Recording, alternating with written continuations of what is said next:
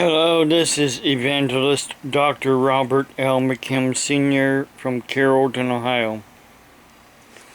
I was saying some things yesterday after I got back from the graveside services for my ex-wife's aunt. And what I was trying to get across was, which, she doesn't like when I talk about, people in the family.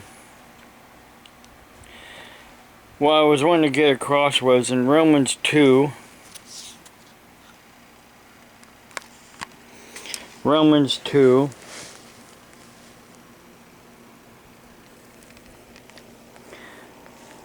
starting with verse 12. For as many have sinned without the law will also perish without the law. And as many have sinned in the law will be judged by the law. For not the hearers of the law are just in the sight of God, but the doers of the law will be justified.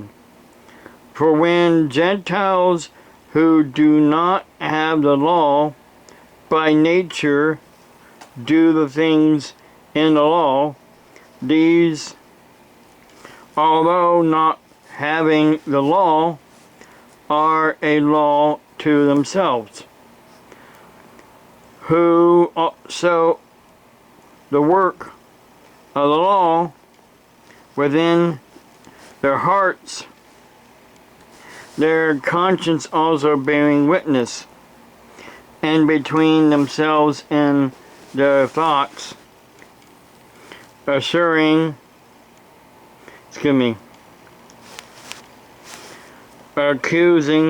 or excusing them in the day when God will judge the secrets of men by Christ according to my gospel. Now basically what that means is, say like people, it says here, the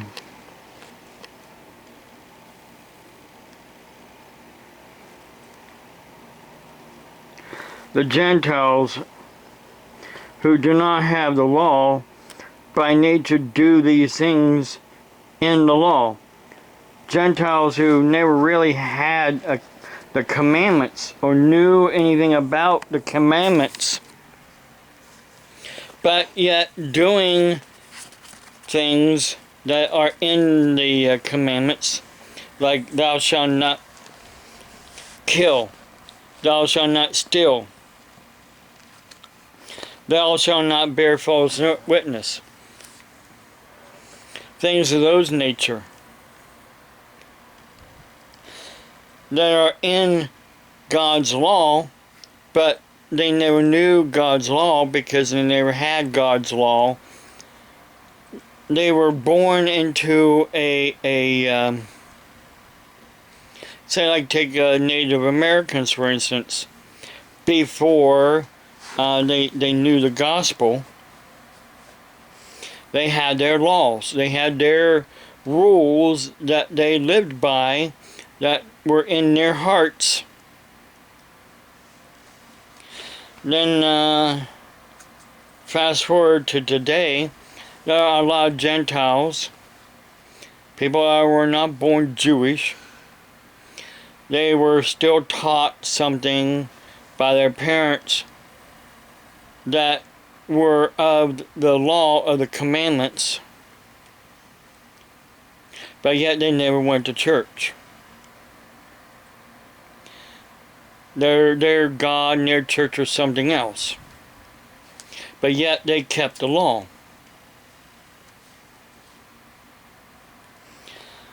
Only God will judge them when the time comes.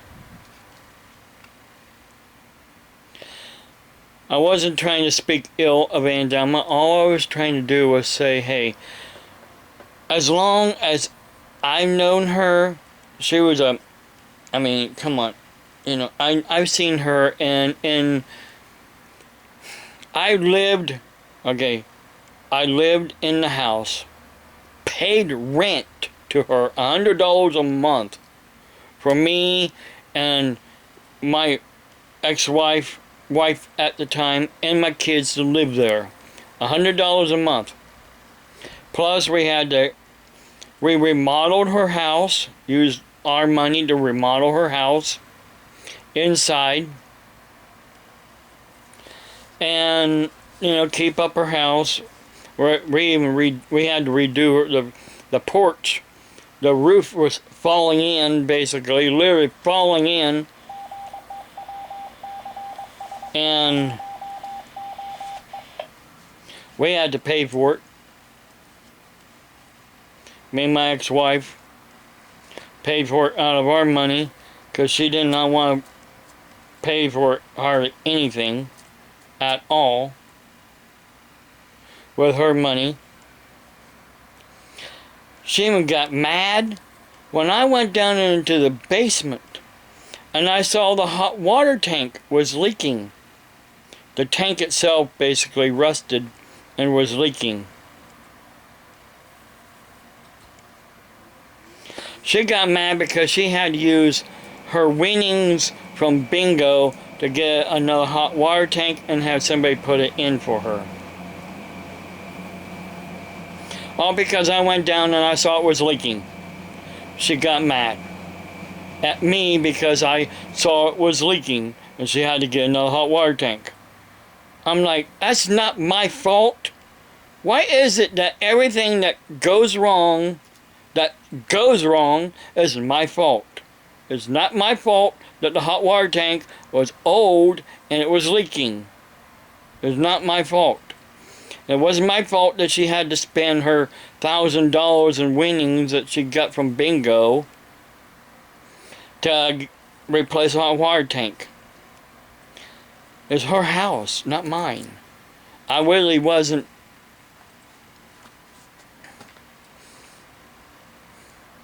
I was paying rent to live there with my family, but yet still I felt lots of times I was not welcome. And lots of times when my ex-wife wasn't home, she was working or she was gallivanting around with her friends. Her aunt would holler and cuss at my sons, call them names because they were playing and making noise. You can't play without making sounds and noise. Otherwise, you might as well be dead. Because, like I said, her life revolved around work and going to bingo. When she came home from work, she stayed up until about 1 o'clock in the morning watching TV. Then she'd go to bed. Then she wanted to sleep in until 11 o'clock in the morning and get up, eat, and get ready for work again. On the weekends, when she didn't work, she'd go to bingo. On Saturdays, she went to Kim Bolton Fire Department for bingo. On Sundays, she went to the David Barbick Civic Center for bingo. And it was just a few times I took her to work. Yeah. You don't know the half of it. You like to run your fingertips on that blog, and you don't know the half of it. What I had to put up with and what I had to do. You think you do, but you don't. So I'm just saying the truth. She knew some of the law, but she didn't keep all of the law. And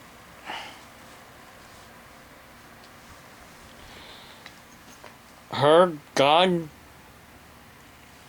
her religion was bingo. I tried to tell her, many times, a lot of times she didn't want to hear it.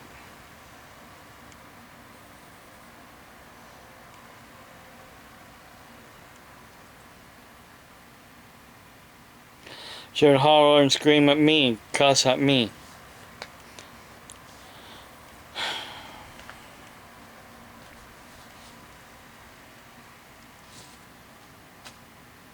But to everybody else, she was a nice old lady.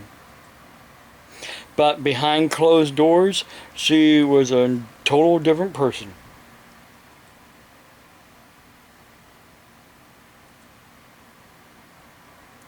That's how a lot of people are. To somebody else that she works with, or somebody else that she'll meet, she's a total different person. But in her home, behind closed doors, she's a total different person. I keep seeing something on the screen there. Not sure it's a hair. Those hair I'm seeing here or what it is. But anyhow, or some glare.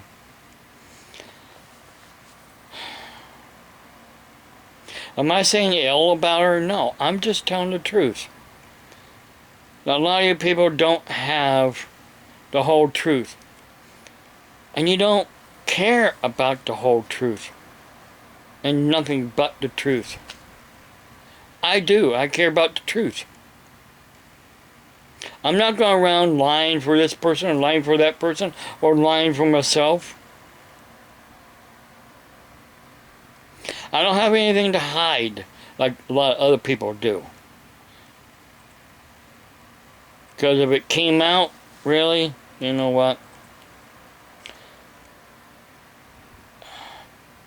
They would, well, their true self would be found out. They don't want their true self to be found out until they're judged by God. Problem is, when they're judged by God, then it's too late. It's too late to be found out and say, hey, listen, you need to get right with God. The one true God now, before it's too late. Because when it's too late, it is too late. There is no turning back then. There's no saying, oh, I'm sorry, Lord, for the things I've done, when it's too late. You do it now. You got to do it now. Because when the time comes and you are 6 feet under, or cremated, whichever the case may be, and when that time comes and you're at the great white throne judgment, there isn't going to be no, give me a second chance. No, you've had all the chances. And that's why I'm here. I'm here to tell people, you need to get right with the one true God before it's too late. I don't wishy-wash the scripture. I just tell you straight up. And I tell you the truth. And that's the problem with a lot of you people. You don't want the truth, and you don't want it straight up. That you're a sinner. And you can be saved by the grace of God if you ask. Today, before it's too late.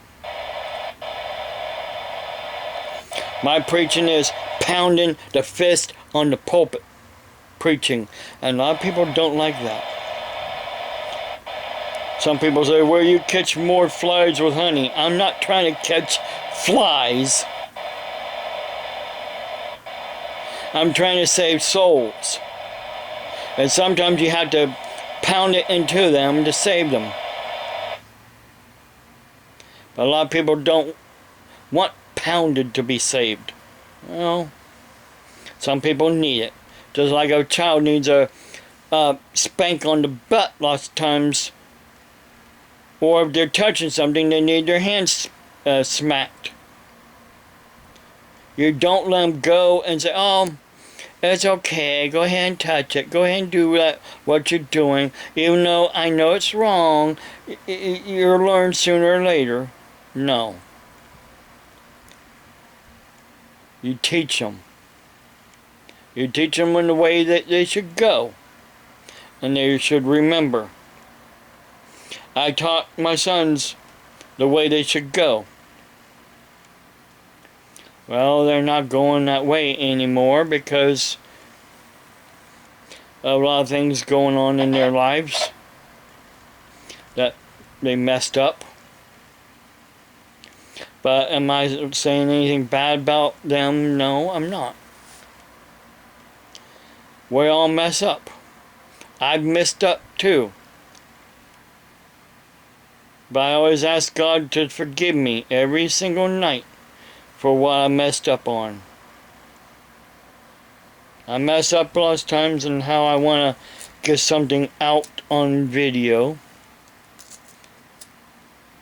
It was storming last evening and I wanted to get my video out quick, so I just read one scripture. The same scripture that the pastor that was at the graveside services read. He read some others as well.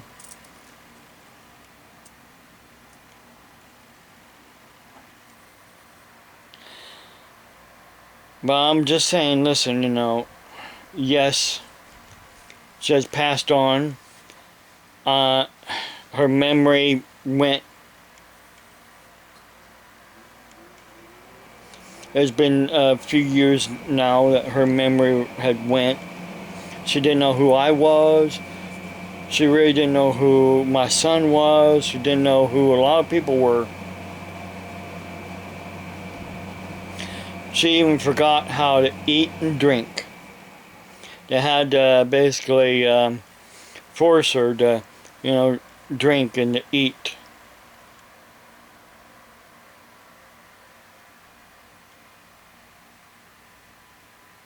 Was I saying anything bad about her? No, I'm just telling, that's how she was before she passed away. Dementia is not fun thing to get. And neither is neuropathy. Look it up. Look up neuropathy. Look up peripheral neuropathy. Look up diabetic neuropathy in the feet. Look it up. Or if you know somebody that has it, talk to them. Ask them what it's like. And if you call them a liar, like you call me a liar,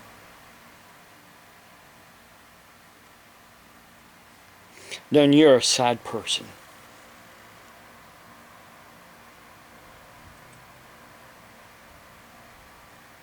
You're the true sad person.